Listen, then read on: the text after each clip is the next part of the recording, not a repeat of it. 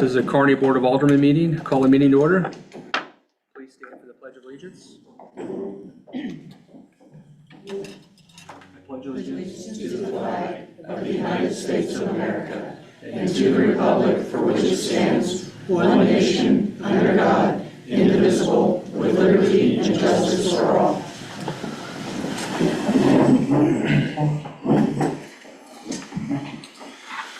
Sunny, have you had a chance to take roll?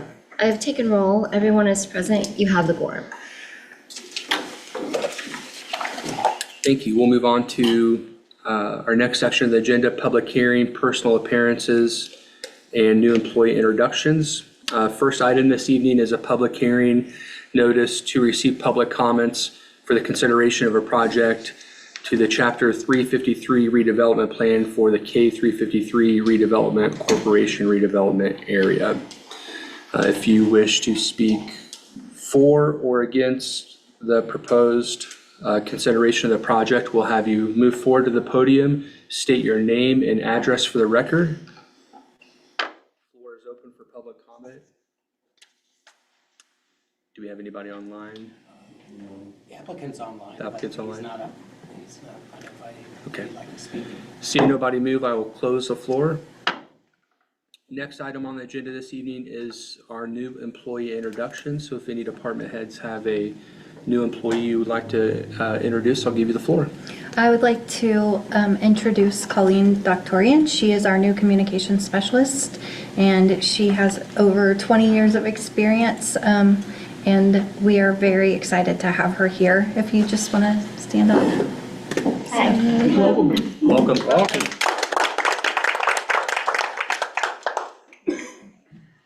Next item is we're honored this evening to have the Honorable Kathy Rose, Mayor of Riverside, Missouri, here as well. I think Brian Noller as well.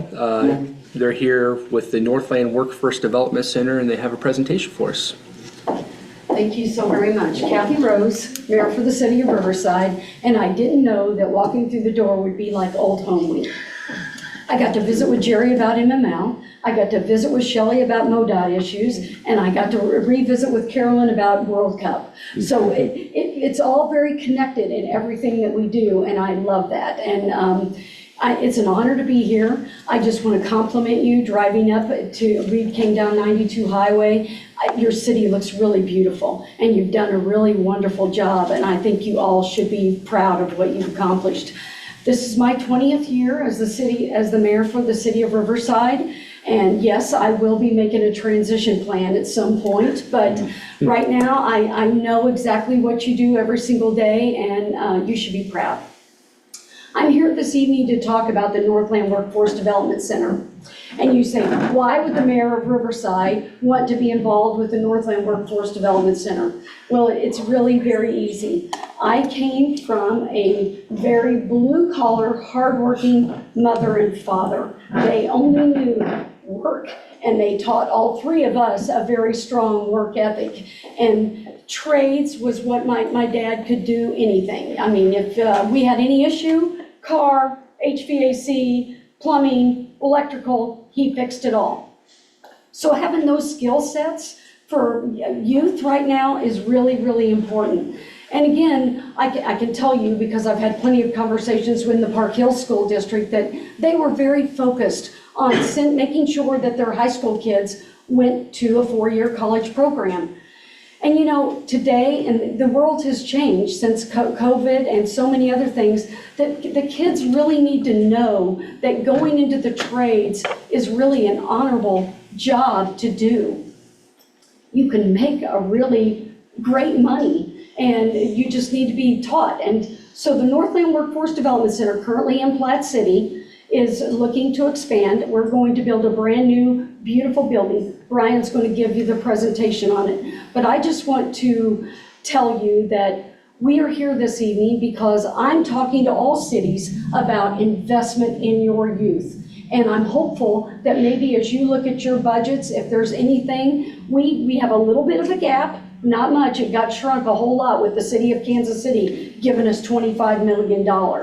So this project is real, And we are going to make it happen. And we still have a little bit of gap to cover, but once you see this presentation, you are not going to believe it. Kids that don't want to go to college or can't go to college will have an opportunity to be able to have skills, to be able to have a job that they can keep for the rest of their life. So I'm going to turn the presentation over to Brian, and thank you for having me.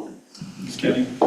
Thank you for having both of us tonight. Brian Noller, I've been in the Northland for 14 years as a worker at the Platte County School District. I've been a Northlander by residence. I'll be coming up on 10 years on May 24. So people have said, and I believe them now, this is God's country, and it goes anywhere from Clay County to Platte County. So we're excited to be part of this project because it really affects kids in 7 different large school districts and private school kids. And actually we're reaching out even a little bit into the city for a next step. So what you see on the screen is an actual aerial from our aviation students who took drone footage of the site.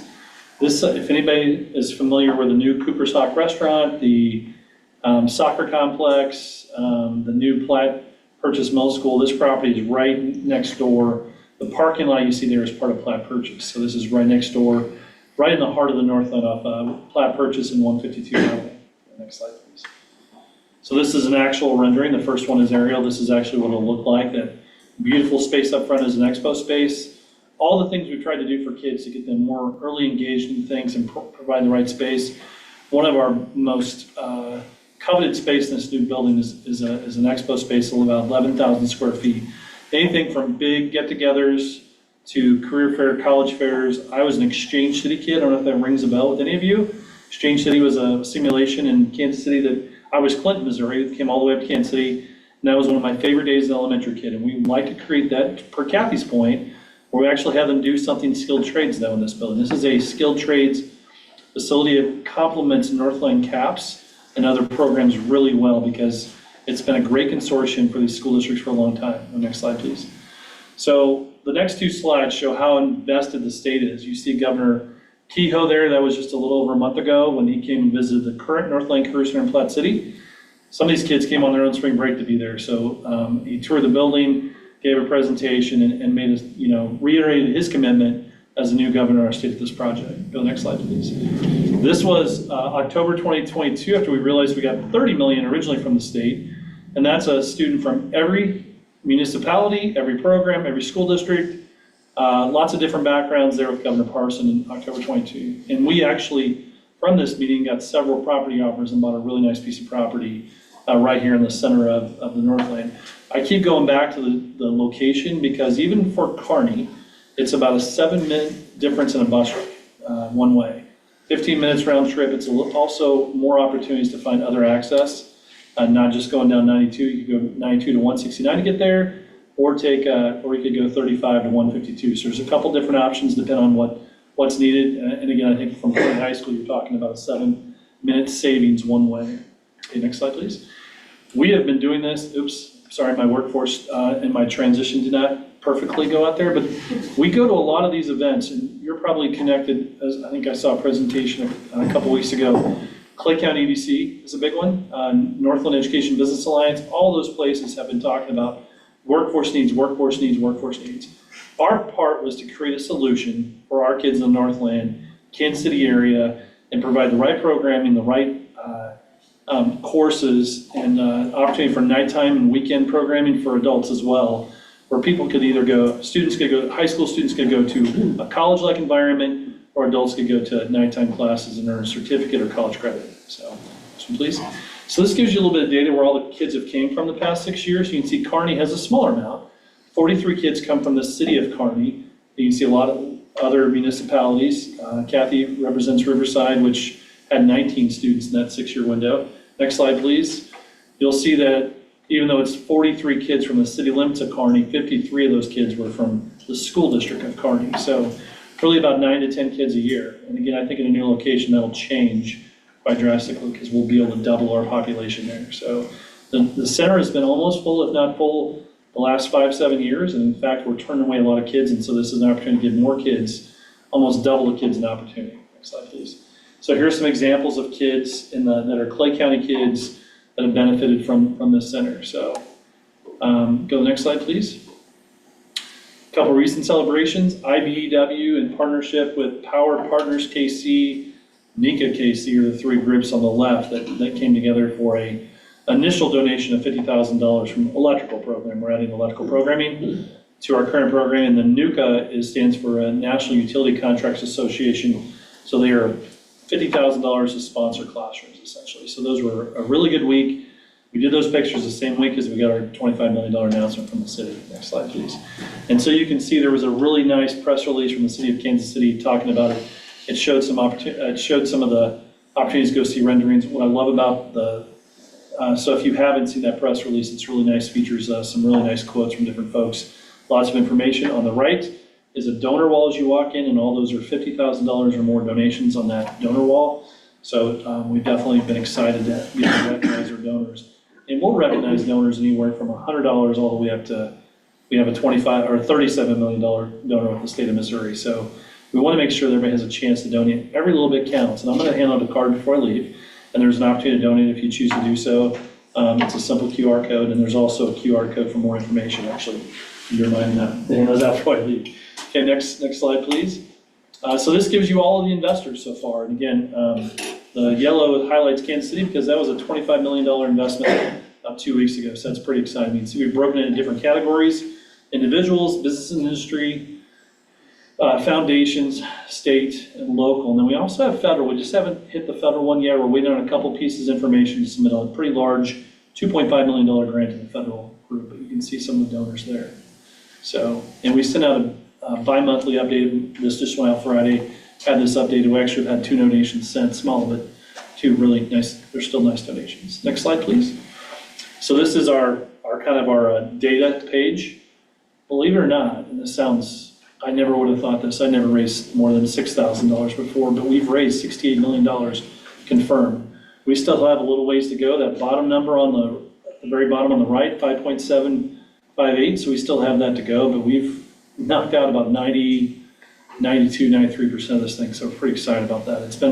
This is an idea that's been spawned for me for 20 years, but has really been a real idea in the Northland for about 7, from a conversation with the original superintendent that I worked with at Platte County, Mike Reich, other superintendents, people like Kathy get involved, got state dollars, but we're very excited to be where we're at. We still have a little ways to go too. So next slide, please. Naming opportunities, just put that out there in case, again, I said that, from $1 million to $100 to $5 million. Again, we'll recognize our 2 bigger ones from the state of Missouri and also the state of KC as well. Next slide, please. I don't know if this is going to work. We're interested to see if it works. If you hit enter one more time, will it actually play? If you hit one more time, will it play?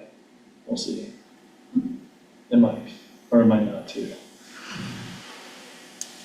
I can share this so you can see it later if that works. It's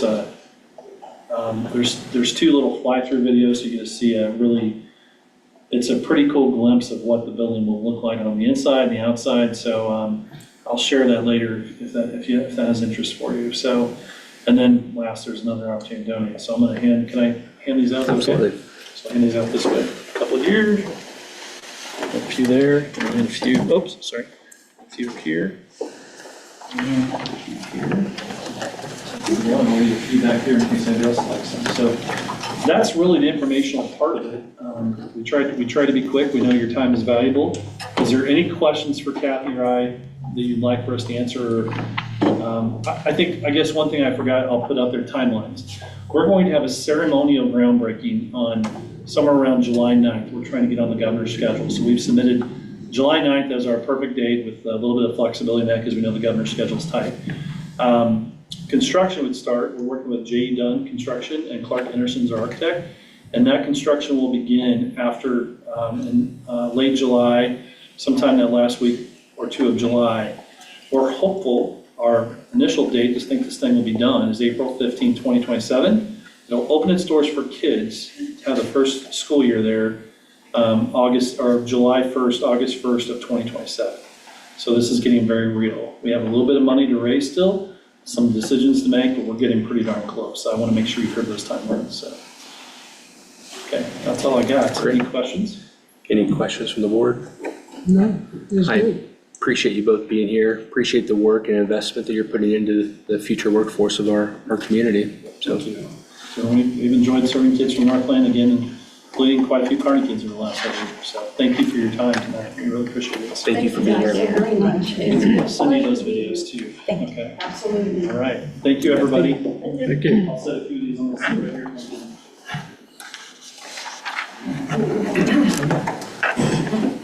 Next item on the agenda is Police Appreciation Week proclamation. If you could read the proclamation, I think we'll present it to a few of the officers that are here. And then I didn't know if Captain Allen, if you had anything to say to or not, but go ahead. A proclamation recognizing Police Appreciation Week, May 11th to 17th, 2025 in Kearney, Missouri. Whereas the safety and well-being of the citizens of Kearney, Missouri are of utmost importance, and whereas members of the Kearney Police Department serve our community with courage, integrity, and dedication, working tirelessly to protect lives, uphold justice, and maintain public order. And whereas the law enforcement officers of Kearney face every day with a commitment to the highest standards of professionalism, often placing themselves in harm's way to ensure the safety of others. And whereas Police Appreciation Week provides an opportunity for residents of Kearney to express gratitude for the service, sacrifices, and accomplishments of our local police officers and staff. And whereas we honor not only the officers on patrol, but also the dispatchers, administrative staff, and leadership who work together to ensure effective and compassionate policing throughout our community. Now therefore, I, Randy Pogue, Mayor, do hereby proclaim the week of May 11th through May 17th, 2025 as Police Appreciation Week in the city of Kearney, Missouri, and encourage all residents, businesses, and community organizations to join in showing our sincere appreciation to the men and women of the Kearney Police Department for their unwavering commitment to our community's safety and quality of life. Very good.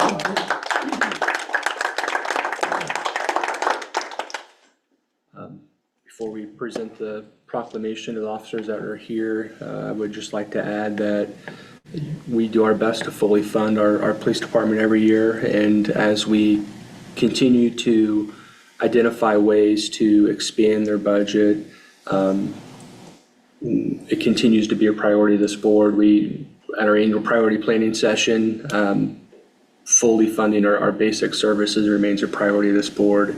And so we're very proud of the men and women that serve our police department, serve the city of Kearney, and hope that this is a great week and that our officers feel valued and appreciated as well. So Captain Allen, would you like to grab everybody for a photo? Yeah, just real quick. Sure. Share a few words. I'm proud of the guys that work for our department. We actually just got fully staffed. We're all the time doing training individually. These guys and gals are setting up long-term goals for themselves, meeting those.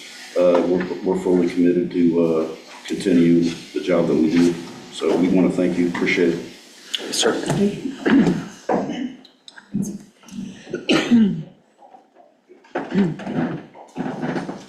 Captain Allen, I'd like to present to you the official proclamation with the city seal. And then if the rest of the board would like to join me, please, we'll get a photo op here with the officers that are available.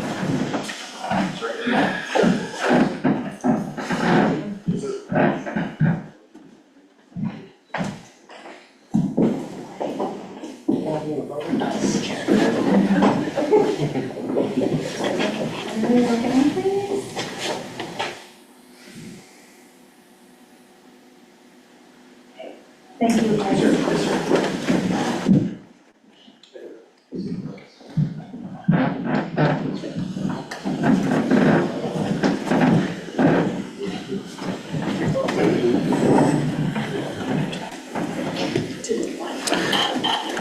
Thanks, guys. Next item on the agenda is open public comments. Is there any resident that resides inside the city limits of Kearney that would wish to address your board? Seeing none, we'll move on to the consent agenda. Any items of discussion or questions on the consent agenda from the board? Seeing none, if we could entertain a motion to approve the consent agenda as presented. I'll make a motion to approve as presented. Second. All in favor? Aye. Oppose? Consent agenda passes. We'll move on to ordinances. The first item this evening, motion approving bill number 21, 2025, presented by David Pavlich, our Community Development Director. An ordinance amending Chapter 400 of the Municipal Code, the comprehensive zoning regulations of Kearney, Missouri, rezoning approximately 2.2 acres at 102 East Lawrence Street to RP4 High Density Residential Plan District with concept plan and amended site plan as requested by Tater Woody LLC. David? Yeah, so the property is commonly known as the Columns Apartments. So the rezoning request is made, one, to bring the property in compliance with our zoning. The original approved site plan is at a density that complies with our R4 zoning classification. And then also the rezoning is requested. They want to add a few units, add 4 additional units, and the building would encroach on the front yard setback on Jefferson Street by a few feet. Hence the rezoning request and the updated site plan. Planning and zoning recommends approval of the rezoning request and the site plan at the meeting in April. It's been a couple of weeks. As part of that, in your packet, you'll find updated drawings that show a 10-foot shared use path and also updated elevation drawings showing some additional architectural style and some additional stone wainscot along the north and south sides. Those were done as a result of the recommendations approval from the Planning and Zoning Commission. Staff recommends approval. Alderman Lehman, our newly appointed P&Z liaison, do you have anything to add? Actually, I've not met with P&Z yet, but I've had some questions for David about the site plan. Did you see my email about the stormwater drainage? Yes, yeah, we saw that. We have not looked in the pipe to look and see the condition of that. Okay. But, you know, the 1997 plan was approved and it utilizes the parking lot as a detention area. So there was a private storm improvement that was installed as part of that first phase back in 1998. Okay. I had received comments from the property owner that was concerned about stormwater drainage from this site.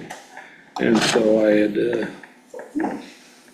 had some email correspondence with our community development director about that, so. Yeah, can I add another comment too? Yeah, sure. The footprint of this building, so the original site plan showed a longer, narrower building. Right. This one goes up 3 floors, so it's shorter and wider. The square footage is actually smaller than the original footprint of the Right, first approved building. okay. Any other questions from the board to staff? I believe we have the applicant online as well, and Mr. Calgary here representing him as well. Yes. Mr. Calgary, do you have anything to add, sir? No, sir. All right, thank you. No other questions? If we could read the proposed ordinance first reading by title only, please. An ordinance amending Chapter 400 of the Municipal Code, the comprehensive zoning regulations of Kearney, Missouri, rezoning approximately 2.2 acres at 102 East Lawrence Street to RP4 High Density Residential Plan District with concept plan and amended site plan as requested by Tater Woody LLC. Move to approve on first reading. I'll second. All in favor? Aye. Oppose? Second reading by title only, please. An ordinance amending Chapter 400 of the Municipal Code, the comprehensive zoning regulations of Kearney, Missouri, rezoning approximately 2.2 acres at 102 East Lawrence Street to RP4 High Density Residential Plan District with concept plan and amended site plan as requested by Tater Woody LLC. Make a motion on second reading. I'll second that. Pull the board, please. Alderman King, Aye. Alderman Holt, Aye. Alderman Lehman, Aye. Alderwoman Spencer. Aye. Vote is unanimous and ordinance passes on the second reading. Mr. Calgar, thank you, sir. And Mr. Lowenstein, thank you for your investment in our community. This is exciting. Next item this evening is a motion approving bill number 22, 2025, presented by Carolyn Yatsik, our Economic Development Director, in ordinance approving a redevelopment project for Tater Woody LLC, goodness, under the K353 Redevelopment Corporation redevelopment plan and approving an abatement agreement for the project. Ms. Carolyn? Good evening, Mayor and Board. So I'll just go back a little bit to October of 2024 when the Board of Aldermen did approve the K353 redevelopment plan under Chapter 353 of Missouri State Statute. The redevelopment plan is intended to strengthen the economic viability of the redevelopment area by providing financial incentives to revitalize, reduce blight, improve the housing stock, attract new business in multifamily developments. Before you tonight is an ordinance approving a redevelopment project for Tater Woody LLC, the same one that you all just approved the concept plan and rezone for, and it's under the K353 Redevelopment Corporation Plan, and approving an abatement agreement for the project. So as David said, and I hope this isn't repetitive, but the project is a modern 24-unit apartment building. It's at 102 South Lawrence, and the project is on the existing property of the Collins Apartments, as David mentioned. So the project will provide 1- and 2-bedroom apartments within walking distance to Washington Street, and it's the first multifamily project in Kearney in nearly 20 years. The original application was submitted back in February of 2025, and it was followed up by an amended application on April 17th to update the estimated costs that were associated with the separate conditions that were placed on the project by the Planning Commission, as well as the K353 Redevelopment Corporation Board.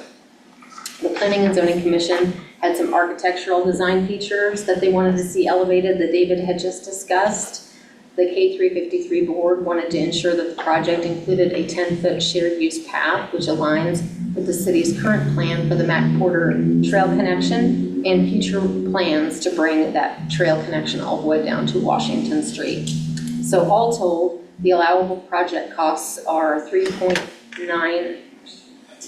just about $4 million, and therefore qualifies for level C incentive, which is considered market shifting, which grants 100% abatement on the increase in value of the property for 15 years. The estimated tax abatement based on the project assumptions that were submitted is $801,809. The K353 Redevelopment Corporation did consider the application on March 18th and voted unanimously to recommend approval of the application. And that application starts on page 92 of your packet. A notice for tonight's public hearing was, and the assumed tax abatement for the project was mailed to the taxing jurisdictions pursuant to state statute. Staff recommends approval. I am available to answer any questions that you might have, and as the mayor stated, I believe, Zach Lowenstein, the project, the owner, is online as well. The only question I have for you, Ms. Carolyn, is on the unanimous vote, we're just curious if the representative from the school district and fire district was there as well? Yes. Okay, thank you. Any other questions from the board? Mayor, the fire department does not have a seat on that board. I thought, okay, It's the school district. just the school district, okay. Very well. Thanks for that correction. Yeah, that's on the enhanced enterprise Yeah, board. yeah. There's a lot of boards. Yeah. Any other questions from the board on the proposed ordinance?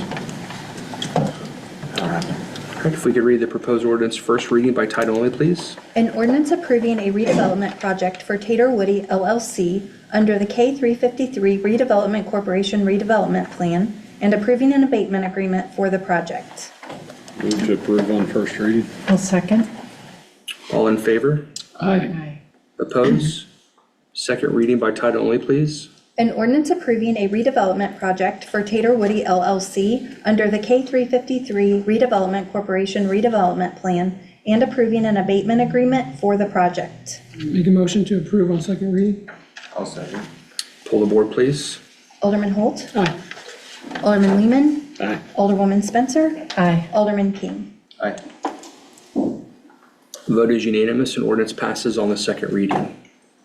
Next item is a motion approving bill number 23, 2025, presented by Shelley Daniel, our Public Works Director, an ordinance approving the Missouri Highways and Transportation Commission interactive radar sign agreement and license. Ms. Shelley?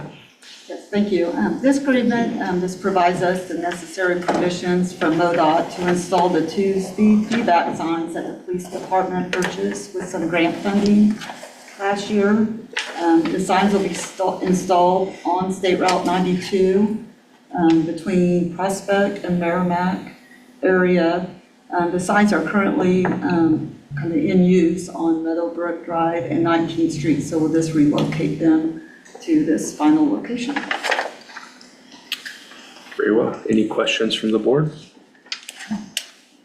You could read the proposed ordinance on the first reading by title only, please. An ordinance approving the Missouri Highways and Transportation Commission interactive radar sign agreement and license. Make a motion to approve. I'll second. All in favor? Aye. Opposed? Second reading by title only. An ordinance approving the Missouri Highways and Transportation Commission interactive radar sign agreement and license. Motion to approve. Second. Pull the board, please. Alderwoman Spencer. Aye. Alderman King. Aye. Alderman Holt. Aye. Alderman Lehman. Aye. Vote is unanimous and ordinance passes on the second reading. Next item is a motion approving bill number 25, 2025, presented by Shelley Daniel, our Public Works Director, an ordinance approving the Missouri Highways and Transportation Commission Surface Transportation Block Grant Program for the 19th Street Complete Street Project. Shelley? Okay, we skipped Oh, did I one. skip one? I'm sorry. But, Did I skip? You want me to go out of order? No, ma'am. Okay. Thank you. We will go to motion approving bill number 24, 2025, an ordinance approving the Missouri Highways and Transportation Commission Transportation Alternative Program Agreement for Kearney Pathway Project. Sorry about that. That's fine. The word block got me. All right, so this ordinance provides the necessary approvals for us to accept a $1.5 million transportation alternatives program, also known as TAP grant, from MoDOT to finish our pathways projects that are included on the use tax map. So this project includes the section of sidewalk on State Route 33, which is also Jefferson, which would go from Dollar General down to Major Street. And then on State Route 92, which goes from Porter Ridge over to Clear Creek Drive. And then on Regency Drive, which goes from 19th Street up to the sidewalks where they begin on the north end there. And like I mentioned, these will be our last 3 sidewalks on the voter-approved map for the use tax. So when we get constructed, that map will be completed. It's truly exciting to keep that promise to our voters, and I appreciate all of your and staff's work on getting all those grants to help us do just that. Any questions from the board on the ordinance? If we could read the proposed ordinance first reading by title only, please. An ordinance approving the Missouri Highways and Transportation Commission Transportation Alternatives Program Agreement for the Kearney Pathways Project. Make a motion to approve. I'll second. All in favor? Aye. Opposed? Second reading by title only, please. An ordinance approving the Missouri Highways and Transportation Commission Transportation Alternatives Program Agreement for the Kearney Pathways Project. Move to approve on second reading. I'll second. Pull the board, please. Alderman Lehman. Aye. Alderwoman Spencer. Aye. Alderman King. Aye. Alderman Holt. Aye. Vote is unanimous and ordinance passes on the second reading. Now we will discuss bill number 25, 2025, an ordinance approving the Missouri Highways and Transportation Commission Surface Transportation Block Grant Program Agreement for the 19th Street Complete Street Project. Yep. So this ordinance is also to provide approvals for a funding agreement with MoDOT for us to accept a grant for $4.2 million for completing the 19th Complete Street project, which starts about at the pickleball courts, and it continues over to the west to Watson Drive area, to about Paddock Drive. There's no questions from the board. If we could read the proposed ordinance on the first reading by title only, please. An ordinance approving the Missouri Highways and Transportation Commission Surface Transportation Block Grant, STBG, program agreement for the 19th Street Complete Street project. Make a motion to approve. I'll second that. All in favor? Aye. Oppose? Second reading by title only, please. An ordinance approving the Missouri Highways and Transportation Commission Surface Transportation Block Grant, STBG, program agreement for the 19th Street Complete Street project. Move to approve on first, second reading. I'll second. Poll the board, please. Alderman Lehman, Aye. Alderwoman Spencer, Aye. Alderman King, Aye. Alderman Holt. Aye. Votes unanimous, the ordinance passes on the second reading. We'll move on to resolutions. The first item this evening is a motion approving Resolution 37, 2025, presented by Brian Allen, our patrol captain, a resolution affirming the city of Kearney's commitment to public safety and crime reduction. Captain Allen, you have the floor. From here up the podium. It's up to you, sir. Yeah, so back in April of this year, Missouri Governor Mike Kehoe, he signed a executive order for the Blue Shield program. Basically, I think there's about $10 million set aside for selective agencies to put towards, it's grant money to put towards training and I believe equipment. The application process can start in July when the new budget year starts. There's some certain criteria that each individual agency has to meet. I can read those, like one is passage of the resolution, extraordinary investments in public safety funding, community policing initiatives, or local partnerships to invest in and or improve public safety, law enforcement officer recruitment and retention program, demonstrated effectiveness in reducing crime or innovative programs that attempt to reduce crime, participates in regional anti-crime task force, or a commitment to be a willing partner with these in the future, and lastly, compliance with Missouri crime reporting and traffic stops data requirement and other related statutes. Those are the requirements in order to be selected in the process. I'll share my same message I did with our public works director. The police department as well has done a phenomenal job of extending our taxpayer dollars and looking for grant opportunities, and I appreciate you guys continuing to do just that. Any questions from the board on the proposed resolution? If we could entertain a motion approving Resolution 37, 2025, a resolution affirming the city of Kearney's commitment to public safety and crime reduction. I'll make a motion to approve the resolution. I'll second. All in favor? Aye. Oppose? Resolution passes unanimously. Next item is a motion approving Resolution 35, 2025, presented by Eric Marshall, our Parks and Recreation Director, a resolution adopting updated rules and regulations for the Fairview Cemetery. Eric? Thank you, Mr. Mayor. Board, this resolution is what it is intended to do is update the rules and regulations of Fairview Cemetery, which has not been updated since 1919. We want to do this, erect some new signs at the entrance to the cemetery. This way it allows the public knowledge of the rules and regulations. We brought a draft to you last year, waited a long time to bring it for formal recognition and passage, but we did reach out to Liberty, Excelsior, and Richmond, and looked at all of their signs and regulations and came up with a draft of what we think would be really good for our own community at Fairview Cemetery. So, Eric, there's been no proposed changes to what was already presented to the board? No. All right. Any other questions from staff? All right, if we could entertain a motion approving Resolution 35, 2025, a resolution adopting updated rules and regulations for Fairview Cemetery. So moved. Second. All in favor? Aye. Opposed? Resolution passes unanimously.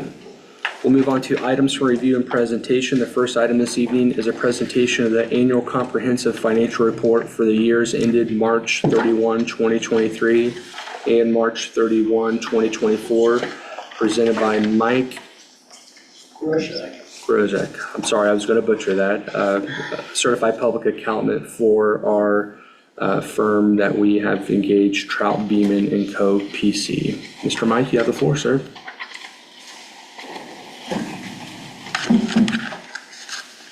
Good evening, Mr. Mayor, Board of Aldermen. My name is Mike Roshek. I am a CPA with the CPA firm Trout Beeman & Company.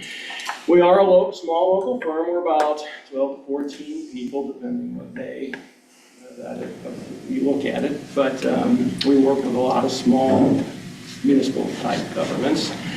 I'll date myself. I've been at Trout Beeman since about 1992. Before that, I did work for a large national CPA firm, did a 100% travel stint with international paper. But I've been in the local municipal CPA market for a lot of years now. I do serve as the partner on your accounts, and we were very glad to add you to our client list. We work with a lot of small governments, and so we like working with folks like you. I'm glad I finally got to have the opportunity to come up here to present 2023 and 2024. There were some, a lot of small governments, there's issues with turnover. You had a lot of turnover here. You had a city administrator that retired, a long-time position. You had a prior auditing firm. The prior auditor had serious health issues. I knew that firm. I worked with them on peer reviews, and so I knew of them. And I also knew the CPA that they bought it from before them. But he did have some significant health issues, and the firm really struggled as a part of it.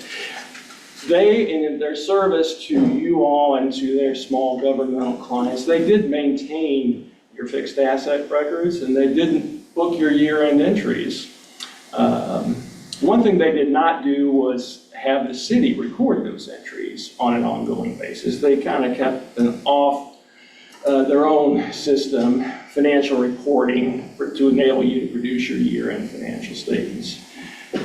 So when you do have turnover, that does cause some issues.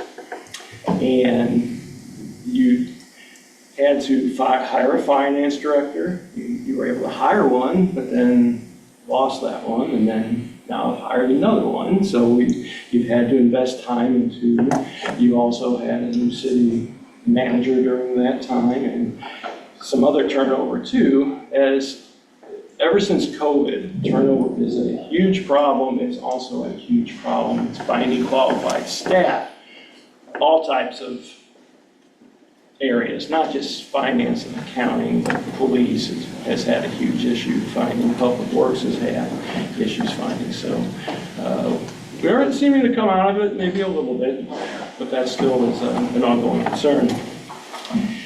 I got 2 years for you. You're the proud owner of 2 audits, 2023 and 2024. You will now be caught up through the efforts of your staff. So that was, they put in a lot of work for this. So I am commended them.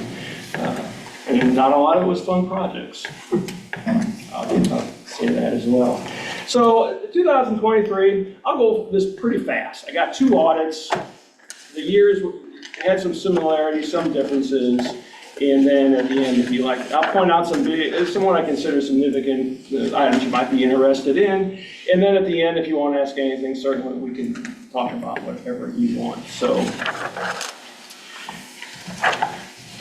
one of the big issues with the city is now the proud owner of your own fixed asset records. Local governments, small local governments, all struggle with fixed asset reporting. Cities especially, because you have infrastructure, you've got buildings, equipment, roads, things like that. You also, as unique to your city, are dealing with the I-35 exchange, which is complex. And some of those assets you own, some you don't. They let you pay for it, but you don't get to have the asset. It's very similar to the levees back in the 90s. The levees broke, the Corps of Engineers came in, made the cities on the river pay for the levees, but they didn't own the levee. Kind of the same thing's going on here with your interchange. You're getting the benefit out of the interchange. You do own some of the assets around the interchange, but it's still a highway and the state has that. But nonetheless, you get to pay for it, and that is payable over time. So you don't get to record an asset, the debt is recorded right away. So that did have some ramifications on your financial statements. You also have some developer agreements that have been around for a while where they turn in certified costs. Those are paid with pilots and economic activity taxes over time. So you do have that going on. Because of the issues with the prior auditor, a lot of the issues with, again, them not giving the city assets to post and record and all kinds of things like that, to produce accrual statements while it could have been done would have been extremely time-consuming and costly. The city made the decision to step back and produce modified cash, where you record your fixed assets and your debt. You basically don't record the receivables and payables and some of the fancier accrual type entries that you can spend a lot of time on, we like that. It was a way to catch up, get things going in the right direction, give you a product that can get out quickly, and clean up some of the issues that were from the prior engagements. So we have many that use the modified cash rate. It's a nice alternative for smaller municipalities. Then, at some point you couldn't convert the full accrual accounting, but they are keeping the standards and complexity on governmental gas is, and so you have to really want to do it. At this point, you haven't really needed that. So anyway, your financial statements are now on the modified cash basis, and that basically means you do have your debt. Is this microphone working? Can you hear me? Mm-hmm. You do have your debt and fixed assets recorded, which is very meaningful. It gives you a totally different impression if you did not have those. So we like having those on there. Some of the highlights. So they have their 2023, and while our main office person has been on maternity leave, she went out in March. So she's also the main one who does the spacing on the financial statements to get them bound. And we found out today she actually is coming back, so we're very happy with that, because there's always a chance, some people may not come back, and that would have been a big problem for us. But anyway, so in order to make this meeting, we're just going with PDFs. So you might, for the records, or maybe the boards, they'll be bound copies come later, but it was nice to be able to just bring PDFs and come to the meeting. Mike, just for the board, the 2023 audited financial statements are the bound ones, and the unbound is your 2024. So if you are wondering which document he's talking about. So 2023, pages 1, 2, and 3 is, in the auditing world, is described as an unmodified auditor's opinion, meaning your financial statements are in conformity with the modified cash basis of accounting. After that, we have what's known as, on pages 4 and 5, we have what's known as government-wide statements, where you consolidate all your funds in government activities and business activities. In 2023, you just had one proprietary fund that was broken out in 2024.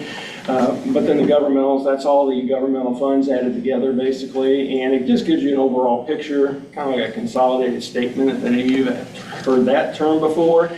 But you can see the cash position for the governmental and the business type, 17 million for the governmental, 3.7 for the proprietary. You do have your debt recorded. You have total bonds and the Proprietary long-term, 30 million, 8 million of that is in the proprietary. And developer obligations, about 3.7. That unrestricted net assets, negative 13. Again, that's a result of that debt for the interchange. You can't record an asset right away. You will reduce that over time as you collect the sales taxes and data property taxes for that. Page 5 is the revenues and expenses. Basically shows starts with the expenses in the left, the charges, and then the amount, the governmental activities. That's what must be financed by tax revenues or of both sales and property. The city does finance its operation, about 36% from property taxes, 64% from sales taxes and franchise fees, and that was consistent with 24 as well. So you're about a third property taxes, higher than some, lower than others. The property tax is always nice because it's the most surest thing you can get, and but sales taxes, the people, you're out here on the highway, so it's a nice place to collect that. Starting on page 6 is your governmental balance sheet. So that's your general fund. So the city has 5 major funds: general, use tax, transportation, sales, highway construction, and debt service. Those are your most significant funds. They are presented as major funds in the front part of the financial statements. Then you also have about 6 other funds that are much smaller, with the exception of ARPA, which is the largest of those 6 non-major funds. There was one new fund in 23, the use tax fund. 24 had several, both on the major, or at least on the non-government, non-major funds. They had several, about 4, I think, new funds in 24. So in 23, you dealt with the fixed assets, getting those were maintained by the prior auditor. The city did acquire a fixed asset package. They got those inputted, and now you are the owner of that package. Now some of the earlier records, the prior people who recorded the activity in those, some years like 2008 editions, not a whole lot of detail. So there is going to still be some work to clean that up. But at least now you have your own records, and it's a much better place to start. At least you were able to get them from the prior auditor, which is better than starting from scratch. Starting from scratch would have been horrendous. So you solved that problem. In 2023, you did have some new debt with your leases. I think for park equipment, you had no new debt in 24. You just paid on your old debts. And you did projects in both. You're a growing city, so you've got projects all the time, and you're going to have projects going forward. Projects that are either financed by reserves, current cash, or new debt or new taxes. So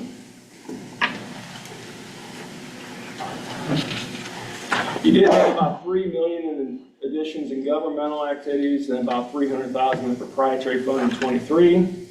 Again, no new debt. You did have some lease debts for the park equipment. Proprietary fund did have good operations. You had positive revenues over expenses. You have done a good job of keeping your fees going, your rates going up. Costs are going up, so you might as well keep passing that along. Customers are much more willing to accept frequent small increases. If you wait a long time and then do a 10 or 15, that's when, it can cause you more grief and the pitchforks around the houses and all that kind of stuff. So I do encourage annual increases because inflation costs are going up. So keep passing that along. That was good. And you do have some reserves. You've got about $3 million in that, $3 to $4 million in that, I've got my number right here. In the proprietary fund to do projects, that would be money you do not have to borrow. Rates are going up. So it's nice to accumulate reserves when rates are low and borrow, and then when rates go up, then start using reserves on fund projects. Also gives you the ability to make a needed repair very quickly without having to worry about I'm running out of money or I got to transfer it from another fund. All of your major funds had revenues over expenses. You did all of your budgeted revenues were over your budget, and all of your expenses were under your budget. So the city did a good job coming up with your budget and then following your budget. You spent according to your budget. There's only some minor, in 2024, there's only some minor amendments I think on the general fund. You did have an ARPA compliance audit. I don't know if you received the ARPA funds in 23, maybe it was before then, but you spent those in 23. There was a nice provision that you didn't have to have a single audit if it was just ARPA causing that, so you could have what's known as a compliance audit with those ARPA funds. And that was nice during your initial year with all this transition. And there was, just focusing on the ARPA expenditures, there was nothing that needed to be reported. There was some prior period adjustments in 2023, and then those were to convert to the, from the accrual basis back to the cash. That required some entries. There were some identified errors. You have a copy of all the entries. Not all those are auditor generated or they're smart guys, they came up with those. No, the city burned off a lot of those entries, so. But nonetheless, they were part of the end product, so that's why they are included on that list.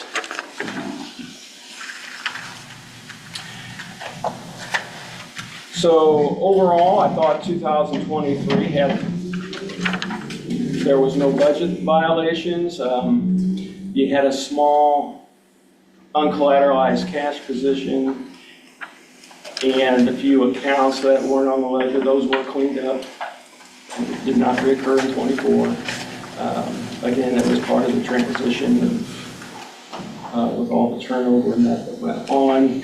You are now the proud owner from 23 of the fixed asset package. And all of your funds, including your proprietary fund, had good operating results.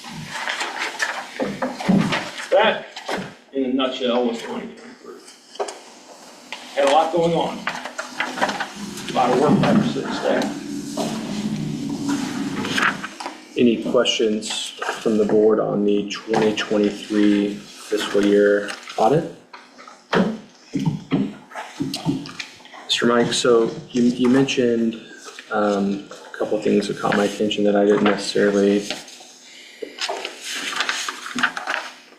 Enlighten me a little bit about the unsecured or under collateralized cash position. So any time that a municipality has deposits over the FDIC coverage limit, that institution that's holding those deposits have to either collateralize it by pledging a portion of their security portfolio, a line of credit, otherwise. Obviously, there's some responsibility of the city to hold our financial institutions accountable on doing that. What was it found? It was just an oversight on staff, bank. Could you enlighten me on that? Well, it was about 300,000. You got how much in cash?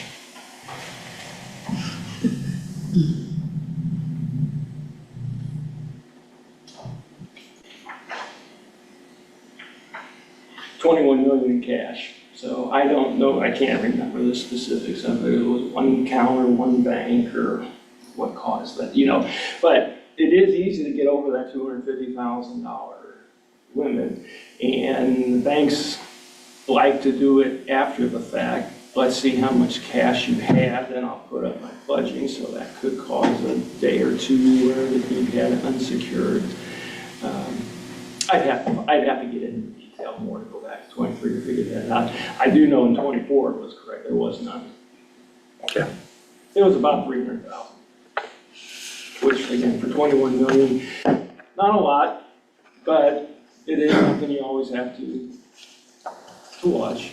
you do have the benefit of being a municipal government that you can require banks to pledge. Private corporations can't do that. So.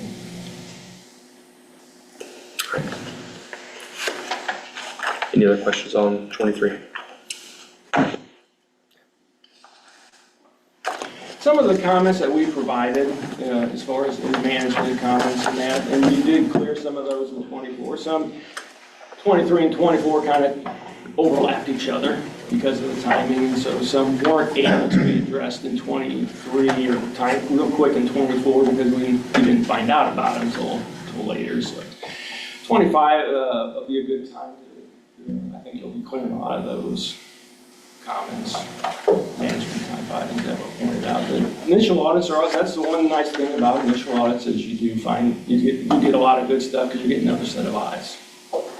Yeah, when the board made the decision to engage a new auditor, we were really excited about a fresh set of eyes to look at everything and to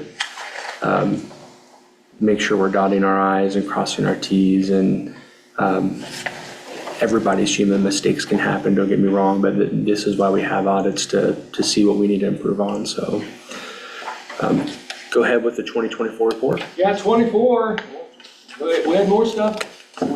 We were dealing with the stuff from 2023 still, and then we had some new stuff.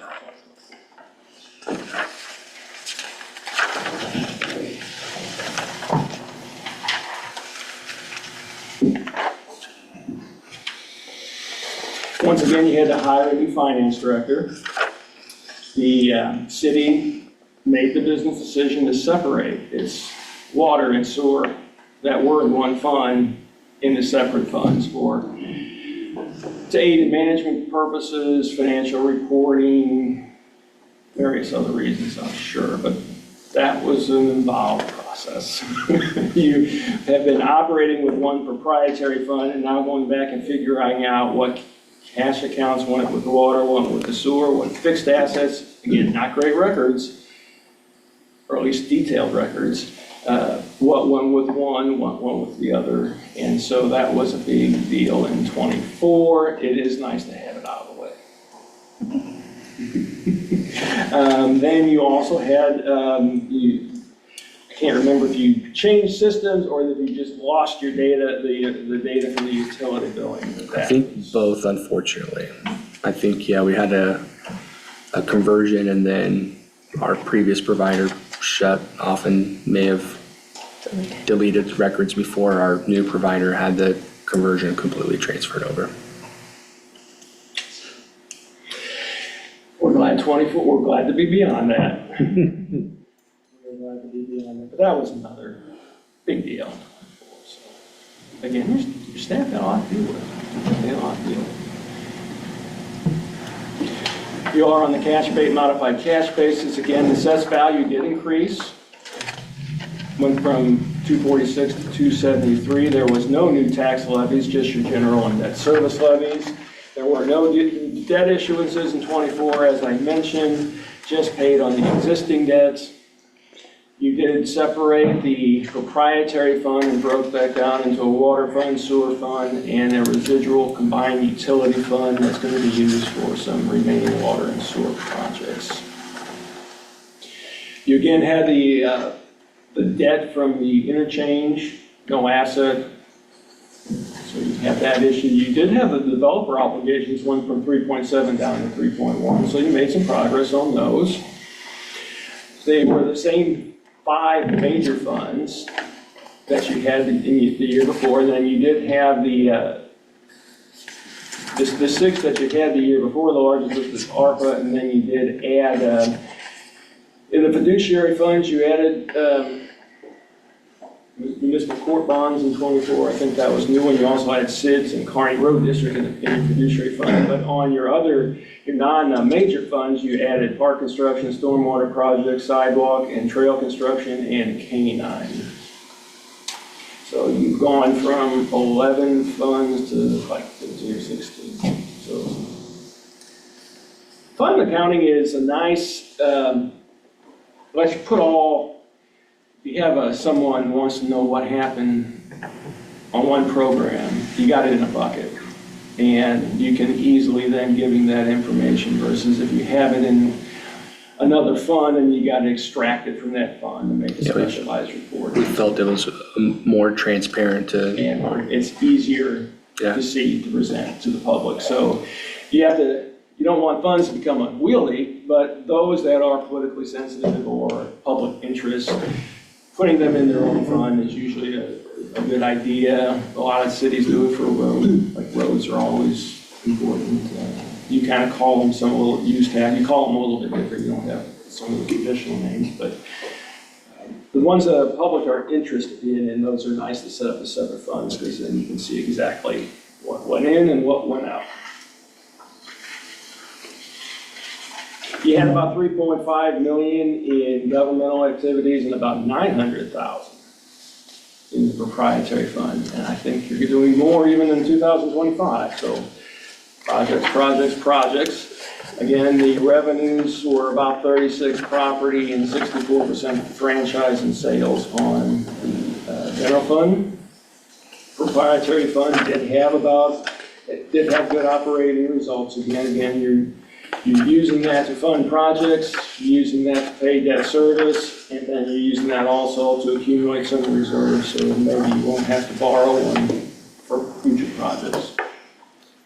It's always a good idea to make some of the users pay some now, otherwise you can run a long time without rate increases, but you have a certain group of people that are getting the benefit of that, and then projects have to be done. Now you gotta raise rates, and then you get to do what people have to pay that. So you kind of spread it out and you keep those smaller.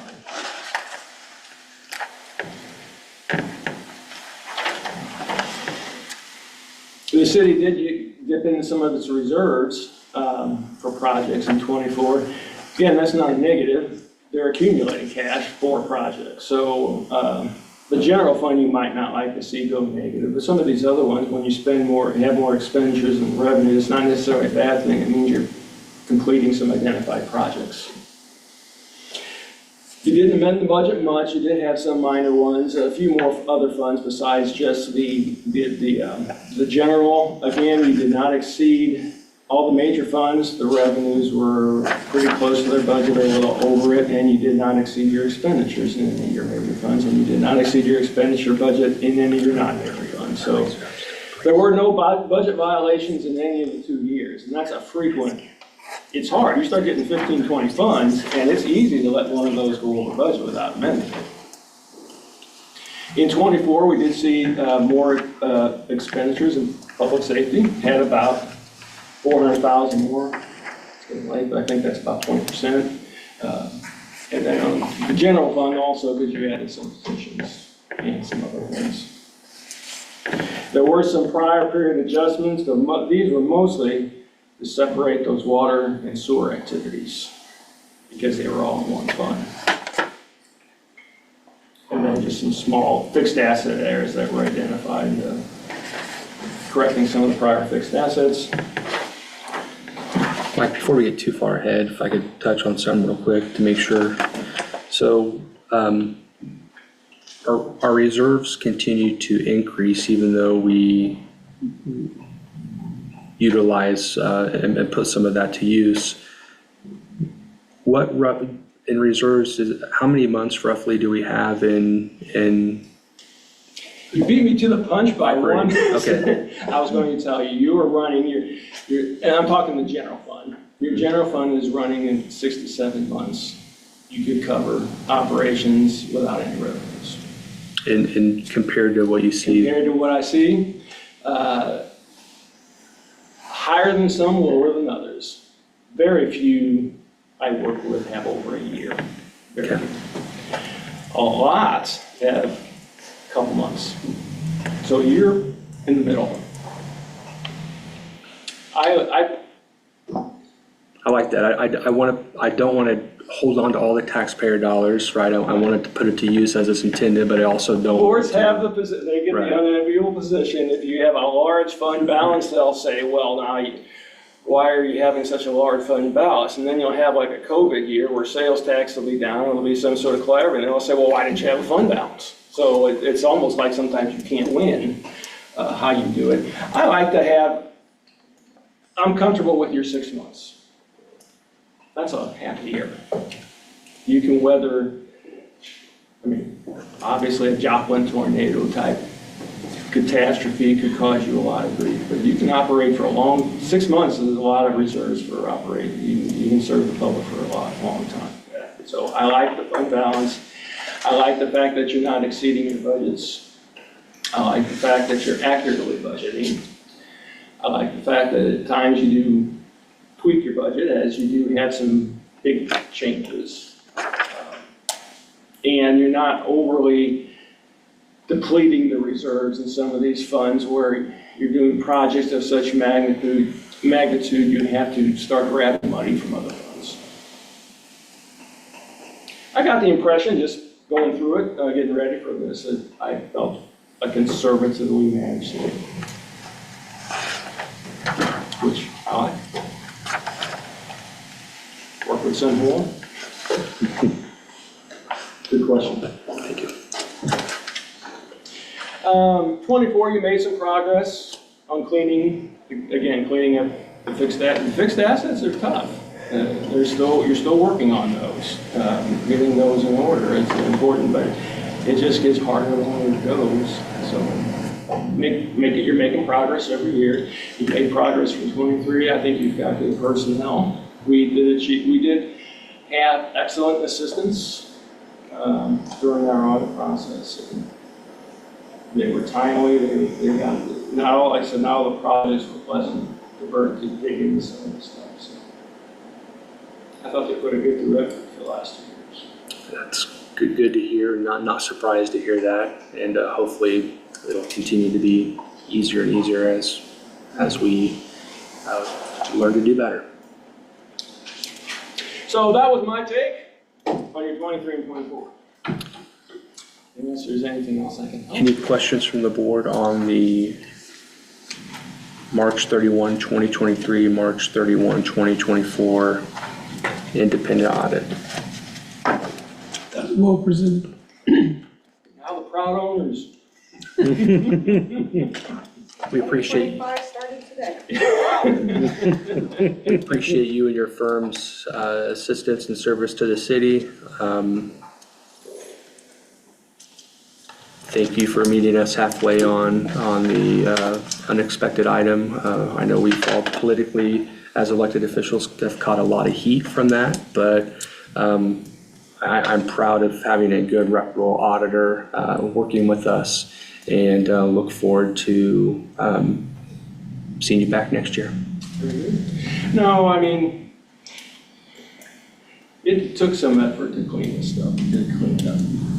You had some unfortunate turnover's tough, and you kind of stepped across that next level too of what you're getting into. And prior, like I said, he had some serious health issues, and it happens. I've seen it happen. If I work with a government over 30 years, they'll have 1 or 2 times like this. Yeah, It's just a function of the people. Your message is reassuring for me because it's hard. It's not easy being an elected official, right? And that happy medium of growing staff or not, or bringing in contractors or staff. We've always had amazing personnel working here in the city of Kearney. I can tell you, 99.9% of our employees come to work and want to do a good job. Ones that are not here anymore are retired. But when you have 4 or 5 people trying to do, one person doing 4 or 5 different jobs, that's typically when mistakes and stuff happen.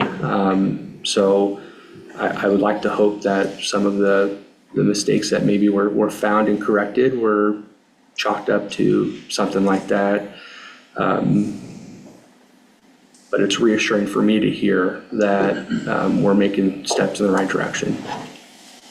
So, anything else from the board? Thank you for being here. Okay. Thank you. Maybe we'll see you in a couple months. Next item this evening is a quarter four operation presentation and financial year 25 recap by our department leaders. And I want to try and see if I can share too. Slideshow. And should I have shared it after?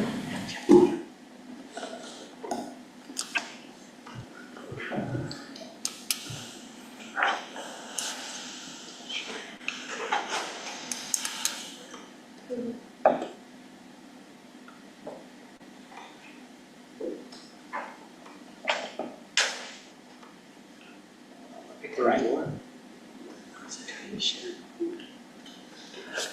I hope our staff was extremely busy in quarter four. There's a lot of good information here.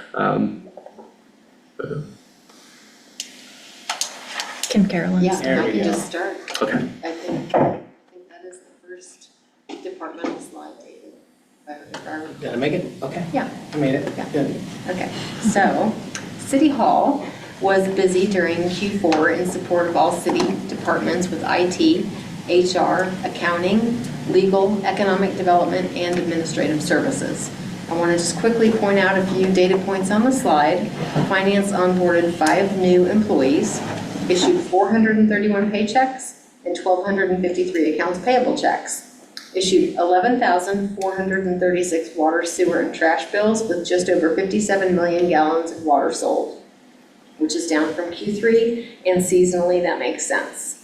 53 new business licenses were issued, and there were 479 business license renewals. The renewal letters went out in December, so we did anticipate this number being high this quarter. There were 97 delinquent water shutoffs, which was a significant increase from 31 in Q3. And we are keeping Wyatt busy. Wyatt is our IT guy, and he had 147 help tickets, and I like to say those are official help tickets. He probably had about 147. Hey Wyatt, come to my office. So he's been a great asset. So City Hall invested 35 hours in professional education and training and charged only 5.33 hours of overtime, which is down from both Q2 and Q3. And we ended Q4 with our operating expense budget to actual at 76.3%. And the reason we came in under budget was mostly due to a stormwater lawsuit judgment that the city is appealing and related attorney expenses. This was budgeted to be settled before the end of the fiscal year, but it now looks like that the appeals court will make a ruling during fiscal year 2026. So moving on from metrics, City Hall staff was busy in Q4 with a variety of other initiatives. So for economic development, the first residential redevelopment project in the K353 area was approved, and that was a residential project featuring $75,000 investment for a garage, new roof, and new concrete driveway, which is exactly what we want to see. Tonight, the Board of Aldermen considered the second K353 application, and the developer did apply for tax abatement, and obviously that was approved this evening. And this is just the beginning of the revitalization of downtown. Precision Athletics and Wellness, a local startup, began pushing dirt in Innovation Business Park and received board-approved tax abatement through Kearney's Enhanced Enterprise Zone. The $1.7 million, 25,000 square foot facility is going to offer chiropractic, physical therapy, esthetician services, and sports amenities with basketball courts, batting cages, and tennis courts. Economic Development works closely with the Kearney Chamber, and I do serve on the Ambassador and Tourism Committees, and we're working together to make sure right now that Kearney capitalizes on the World Cup 2026, which will be here before we know it. Finance Department has been busy as usual, as Mike pointed out. The fiscal year 2026 budget was approved, and that process was no small feat. Finance has been working on fiscal year end for 2025 and audit preparation for fiscal year 2025. IT continues to maintain our certifications and keep us in compliance, and plans to continue maintaining our system's security. He did just move our server room downstairs along with his new office in preparation for our new communications person, Colleen, who joined us today, and the HR manager who will be joining us in June, early June. And both positions were fiscal year 2026 Board of Aldermen priorities. So happy to get that done. We do continue here at City Hall to hold monthly employee engagement team meetings and monthly communications team meetings, and those communications are both internal and external. The teams are integral in building our culture. We were, just as an example, last week we had Take Your Kids to Work Day, and we were very pleased with that. The event was well planned, it was well attended, and we received excellent feedback from all of the participants. We plan to make that an annual tradition. Just continuing on the topic of employee engagement, we have an all-staff family pickleball night coming up on May 16th. That's going to be at the city's pickleball courts that we're looking forward to, and the Parks Department, as usual, has done a great job in making sure that it's going to be a fun night for our families, and so we can get to know each other. Also, this week is Local Government Week, and each day this week, staff is touring other departments' facilities to help us learn more about one another. So we're going to do a redo on the police department. So, but that's perfect timing because next week is Police Appreciation Week. So we are going to tour the police department next week. Wednesday, staff is going to tour the water treatment plant. Thursday, staff is going to tour the sewer treatment plant. And Friday, the transportation and recycling facility. So we think it's a great idea to get everybody out from behind their desk and go see how other people actually spend their day, live their work life, and the whole goal is to just build culture and unify our team. So that's just kind of a recap of City Hall.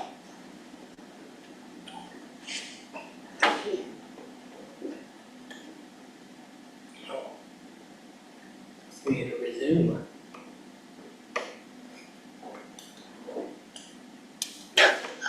Looks like it's working. Right. Maybe hit escape so you're not full screen. Didn't want to do it. Oh dear. Did we just keep it? Who's Got it on here. We all just need I to can hop in and share. I have it up on my screen. Thank you, Ryan.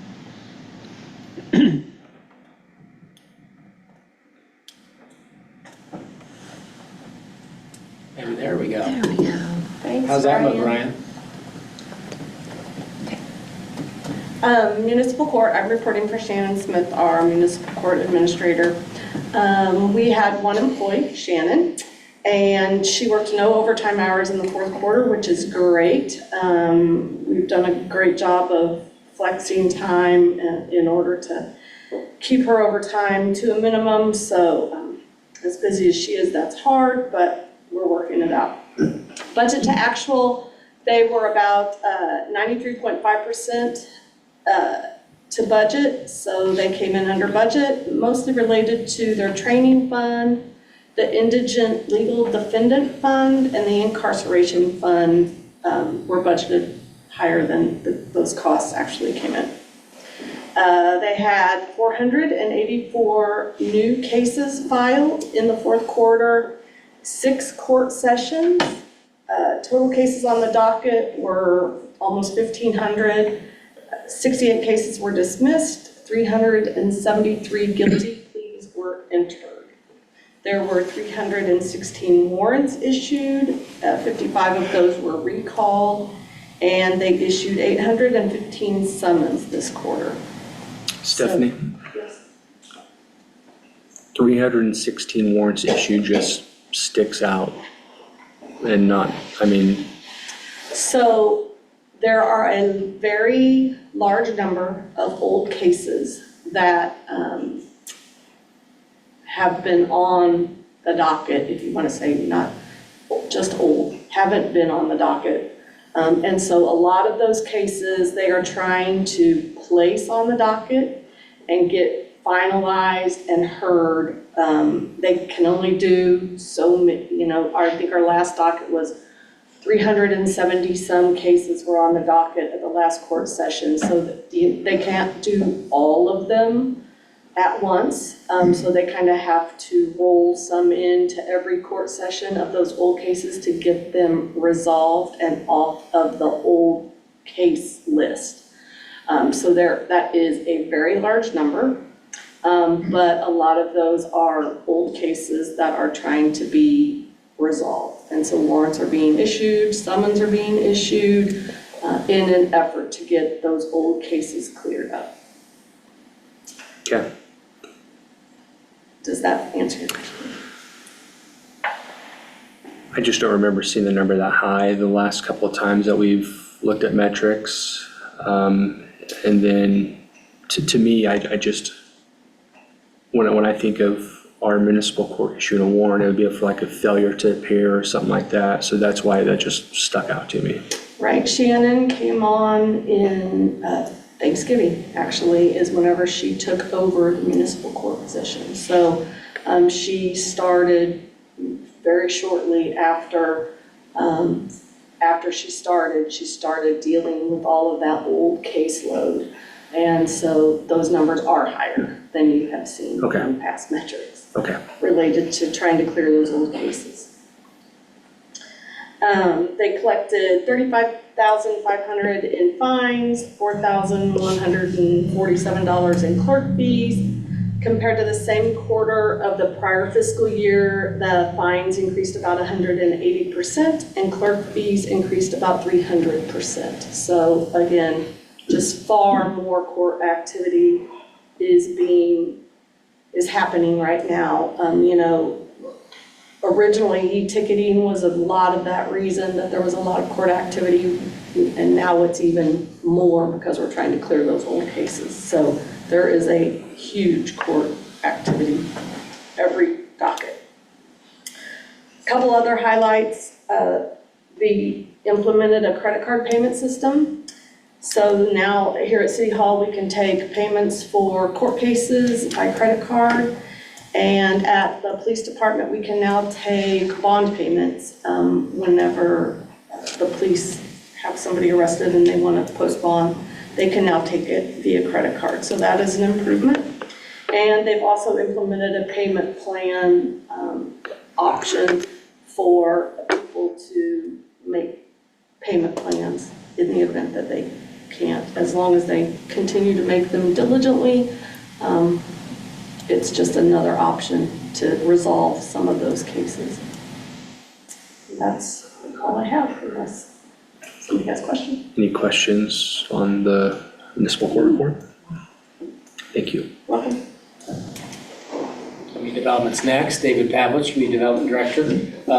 Past quarter, we issued 33 building permits with $4 million worth of investment. Most of that, as you can see, is residential in nature with 29 permits. The 4 commercial permits were small projects totaling about $100,000 investment. So about $3.9 million was residential. Most of that was were permits issued for 10 new houses at $3.5 million, which is typical for us. We also performed 363 inspections. Again, most of that was residential in nature. We responded to 95 code complaints, which was 40% more than last quarter. So we were in the winter months, so we were dealing with disabled, unlicensed vehicles, parking in the yard, debris, those kinds of things. Now that the weather's nicer, we'll see more of the tall weeds issue will come about. You may have seen some yards that maybe even look like they're about ready to be mowed, but Kathy's been out issuing a lot of letters related to those. We issued 169 dog licenses the last quarter, which is 5 times as many as the previous quarter. That just boggles my mind that there were that many, but people are getting the message, and maybe some of those are renewals from previous years, and they're familiar with the need to have dog licenses. We processed 6 submittals for Planning and Zoning Commission, and of those, new projects included Benson Greenfield 8th plat, and then the patio homes at Cottonwood Creek. A few of the board members might remember those coming through. Jerry, you're new. You might still know because you sit in the audience. And then accomplishments for us last quarter, we're implementing the building code update, which went into effect in February. And then the zoning code amendment that added the R1B zoning district, that also fairly recently came through before you guys. Added the R1B zoning district, increased residential densities across the board, updated commercial and industrial zoning districts, and then we created a downtown overlay district. Hopefully just spur some investment in our city and take burden off of our residential properties with some increased tax base. Thank you. I'm sorry. I did not mean to not allow the board to ask questions. Do you guys have any questions, Director Development Director? No. Very well. Thanks, Dave. As far as police department goes, in Q4, we had 38 more incident reports in this quarter versus last. Our vehicle crashes actually decreased by 16. Calls for service, we was at 1,647, which is an actual increase of 44 in Q3. Our average response time is still under 4 minutes, which is very good. Our citations issued was up a total of 451. Traffic stops are at 1,051. The two detectives had a total of 55 cases assigned. They are carrying around 68 cases total for both. There was 270 hours of in-person live training by our officers at various training opportunities. There was 18, our K-9 officer had 18 deployments, paid overtime, it was 276 hours, and our budget to actuals at 92.3%. Outside of that, we individual and professional growth development, we had both captains, Captain Stewart, Captain McIntyre, both completed the FBI LEADA Trilogy Award, which is, I actually went to that myself. It's three classes over a 3-month period, very high intense executive management leadership courses. Detective Caleb Nelson completed his crime scene investigation training. Police clerk Lydia Baker completed the NIBRS and MIBRS crime reporting systems. That's all I have. Any questions for Captain Allen on his report? Thank you, sir. We occupy 215 acres of parkland and over 7 miles of trail. In Q4, January and February mainly, it was really cold, wet, and a lot of snow, so a lot of our parkland and trails were covered in that snow. For staffing, we had 3 full-time employees, Ryan Marcotte, Ray Kendall, and myself. We have 1 part-time employee, Jeff Anderson, and we used Jeff 120 hours this past February and March when we began preparing our fields and park areas, and also preparing our machinery for our spring mowing and park care. In the last quarter, we did not have any hours. That is a typo up there. We had 0 hours of overtime for the Q4. And as you can see on the screen, mowing slowed to a crawl as we did just the touch-up areas during this time. However, we still dumped 80 barrels of trash in Q4. This slowed down significantly from our peak Q2 numbers of over 650.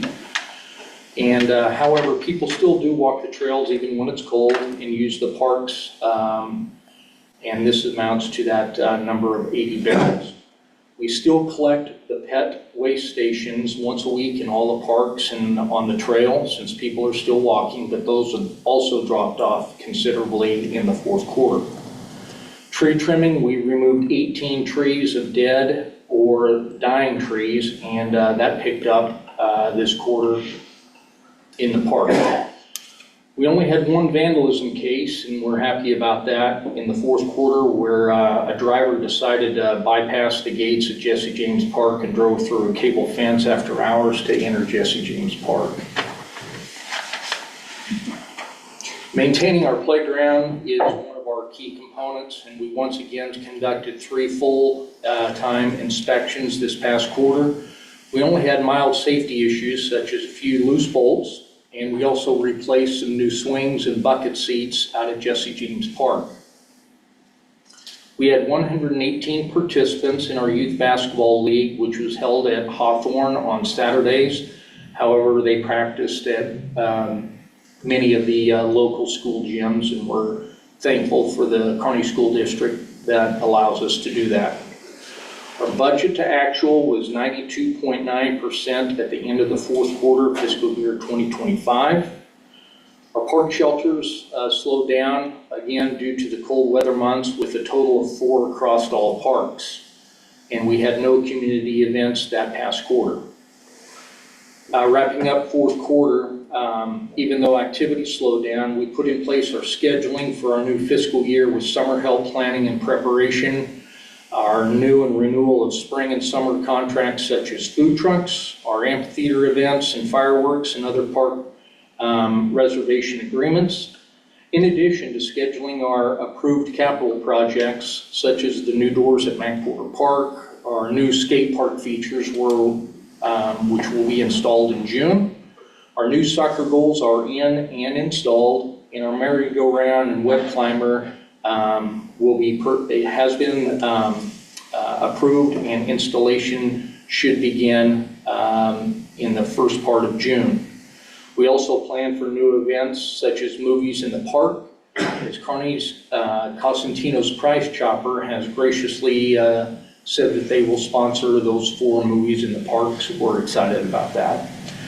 Our spring signups were done through January, February, and March for the start of our soccer, baseball, softball, t-ball, and pickleball leagues. And that's what I have for parks. Any questions on that report? Thank you.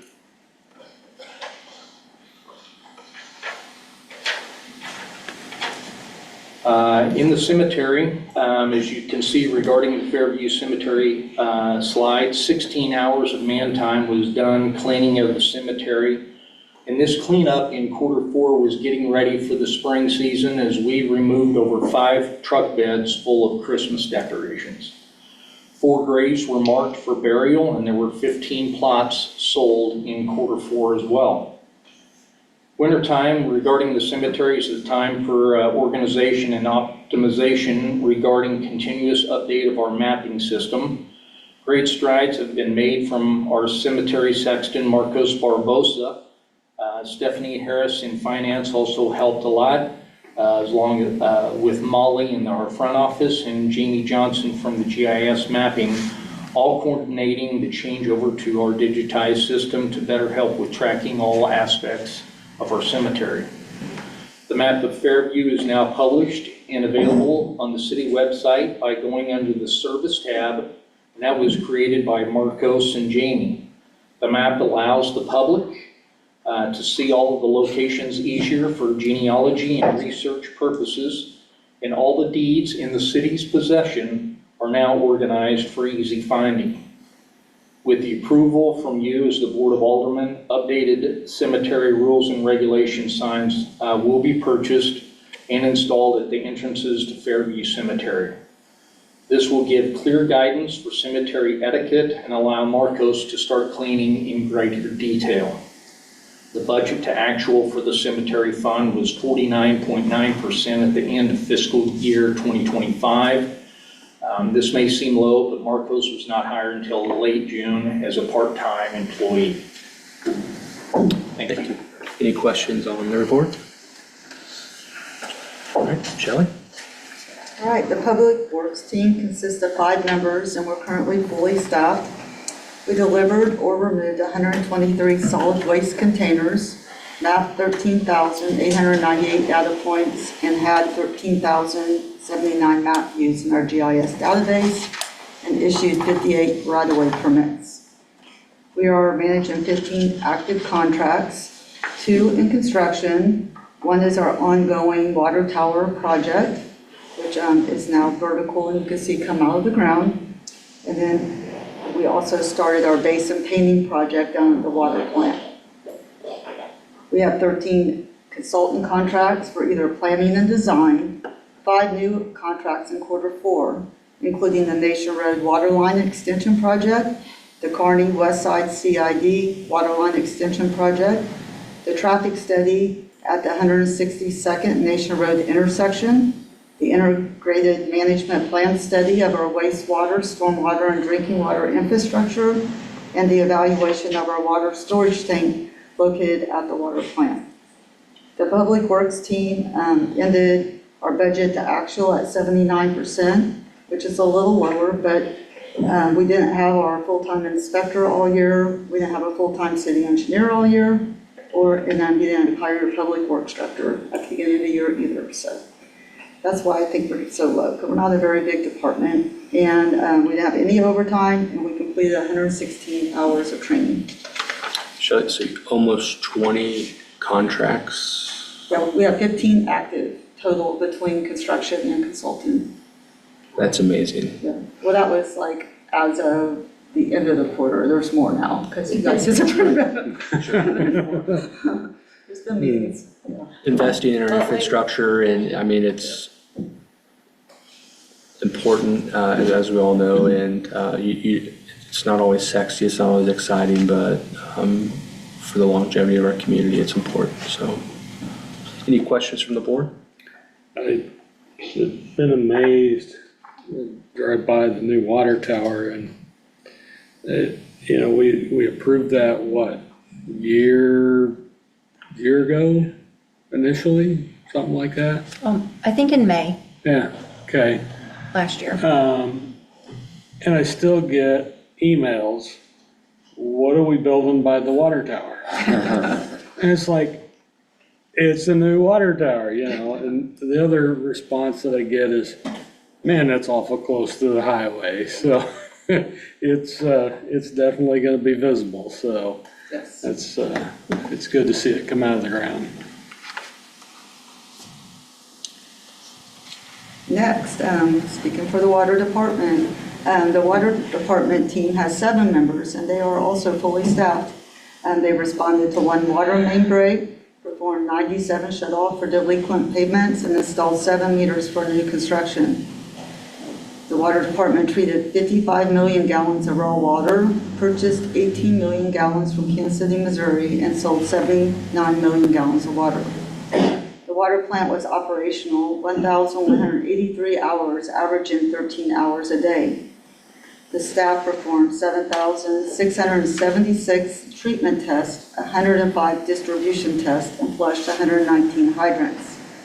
Due to the ongoing fiber installation work going across town, they also responded to 1,001 call locate requests. The department replaced 22 meters and operated 40 valves. They ended their fiscal year with budget to actual at 89.8%, 56 hours of overtime, and completed 160 training hours.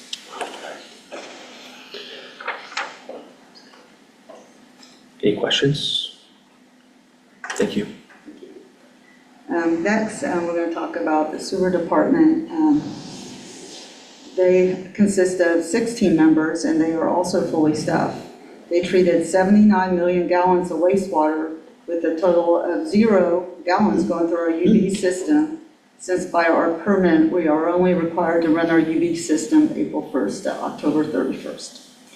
We processed 130 dry tons of sludge and performed 39 lid inspections, 82 lift station inspections.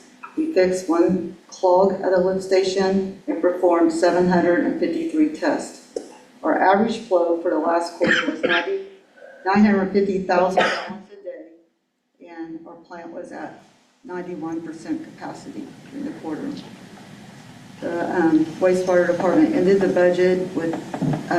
year with budget to actual at 88.5% with no overtime and completing 43.2 hours of training. So, I walk by our treatment facility at least once a day, and I'll say Mike and his crew, I think they have their own mowing equipment now. They have kept that thing just looking so nice. So yeah. it's sometimes the small things, so appreciate that. Any questions? All right, thank you. Welcome. One more. All right, so down at our street department, and we're authorized up to 6 members, and we currently have 1 vacancy. This quarter, they completed 1,600 linear feet of crack sealing, with 11 tons of asphalt patching around the community, and we didn't place any miles of overlay. We completed 40 hours of sweeping and 440 hours of roadway beautification, which includes maintenance of our roadside banners, our flags, and holiday decorations. We did 40 linear feet of ditching, and our mowers did start running in March, and so we got 100 hours of mowing completed.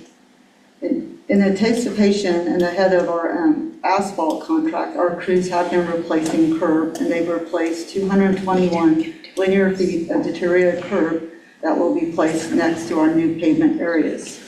We spent 400 hours responding to snow and ice weather events and completed 100 linear feet of storm pipe cleaning and no replacement of pipe. The street department ended the year with budget to actual at 67.3%. And that did include, we did carry vacancies most of the year, and we have several cash carryover, things that are money that's carrying over into the next year.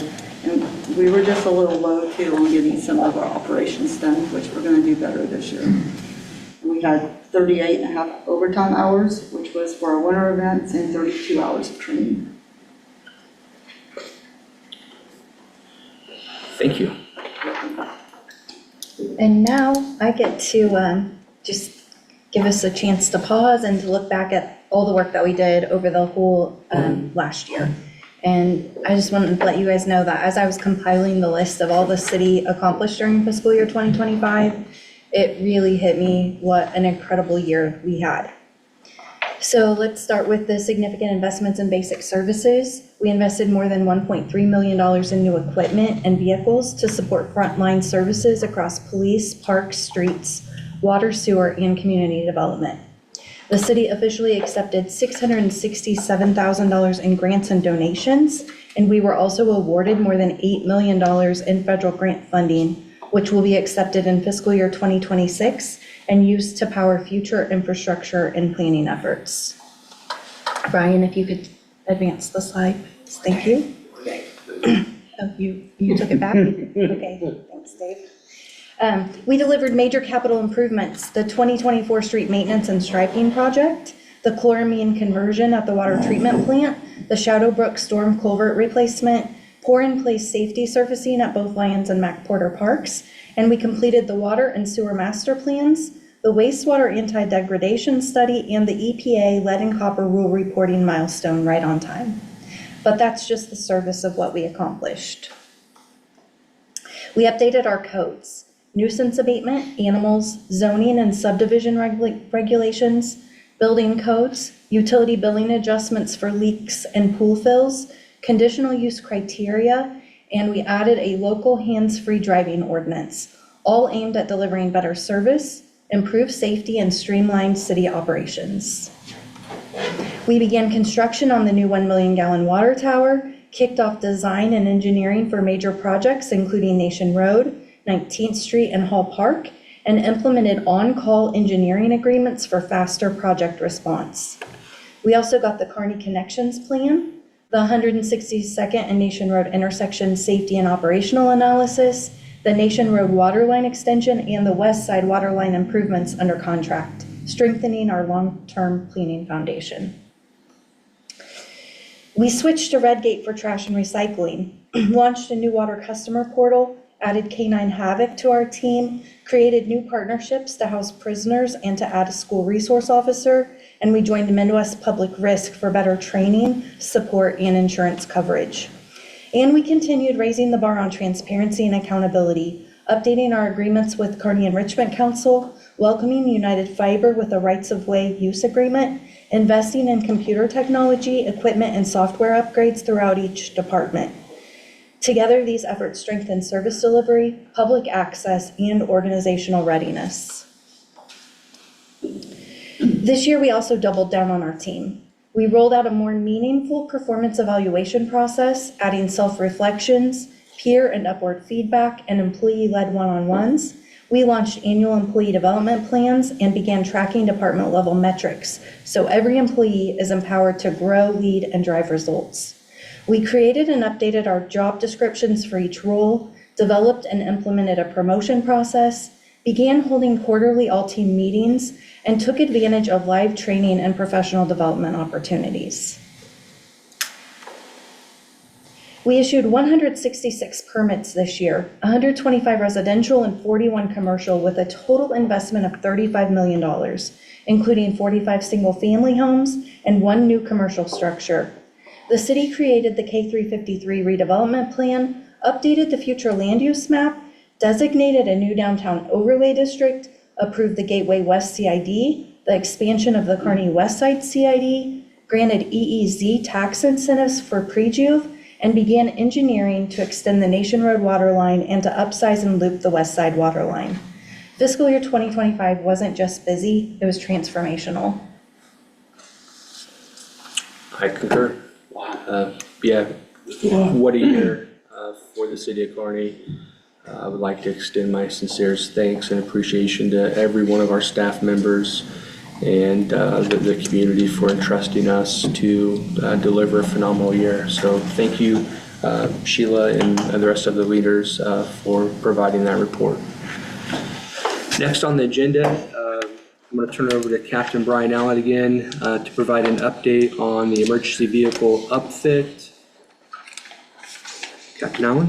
Yeah, so from April the 9th till April the 23rd, there was a sealed bid process that was posted on the city website to outfit our new 4 Dodge Durangos that are coming out on patrol. The bid process concluded, was given to Toys for Trucks up in Cameron. We've used them for a little over a year now. They bid the process at about $15,448.50 per vehicle to not extend $61,794 for all 4 vehicles. 2 of the Durangos will be going to patrol. One Durango will be going to the K9 unit, and the other one will be a detective vehicle. Any questions from the board on that? We could entertain a motion approving the purchase and installation of aftermarket police emergency vehicle equipment from Toys for Trucks, Inc. for the 4 new 2025 Dodge Durangos. I make a motion to approve the purchase. I'll second. All in favor? Aye. Oppose? Thank you. We'll move on to mayor's communications. I had the honor and privilege to welcome our employees' kiddos to work at City Hall last week. I'm sorry, it's been 2 weeks now. I feel like kind of like, the uncle or grandpa. I brought in a bunch of donuts from our local bakery and got them all sugared up, and then I left. So, but the pictures that I was able to see, and then I've heard from some of the kiddos and their parents, I think it was a massive success. So my sincerest appreciation to everybody involved on our employee engagement committee and all of our staff that took a little bit of time out of their day to show the kiddos what work is like in municipal government, and they got to go and tour each department briefly, and I think it was well received, and looking forward to seeing that continue to grow. That concludes my mayor's communications. We'll move on to city administrator report. The only thing I have, Mayor, is that the next regular board meeting will be on Monday, May 19th at 6:30 p.m. We'll move on to alderman discussion. Alderman Spitzer. Nothing. I appreciate all the ongoing training that every department's doing. I think that's critical. Alderman Lehman. I'd just like to say kudos to the entire city staff and all the city departments. When they hear the department updates and then the recap, it's amazing to see in a short time frame of what all we've done in a year's time. And just like to welcome our new communications person. Welcome to the city of Kearney, and that's all I have. And I'm confident with her help, people will know about our projects way before they see stuff coming out of the ground and not know what it is. Yeah. Alderman Holt? I just kind of agree with David. This presentation today was very impressive, and wow, and I thought you guys just sit here and twiddle your thumbs. You guys have been very busy and get stuff done, but you look around town and you can actually see it. It's not just on the report. You drive through, you see our parks, you see our streets. I work in a town that doesn't have our budget, and I'm gonna have to put shocks in my car pretty soon, probably because they don't take care of our streets, their streets. And here, we have nice streets. The effort that is put into our city really shows. The mayor from Raytown came up today, and she said she came in, she saw our town was beautiful. We take it for granted because we see it all the time. But other people that come and visit our town, they do see that. They see the effort that's made and that the city really does shine. And I'm very proud of our city, and I'm proud of everyone in our town that puts that effort together. And that's all I got to say. You guys are doing a great job. Alderman King? I've only been here a year, and this is my favorite meeting yet so far. Good. What you guys do is amazing. Thank you for the hard work. We do have an executive session noticed up this evening, a closed session per RSMO 610-02 subsection 1, legal action or litigation involving a public governmental body and any confidential or privileged communications between a public governmental body or its representatives and its attorneys.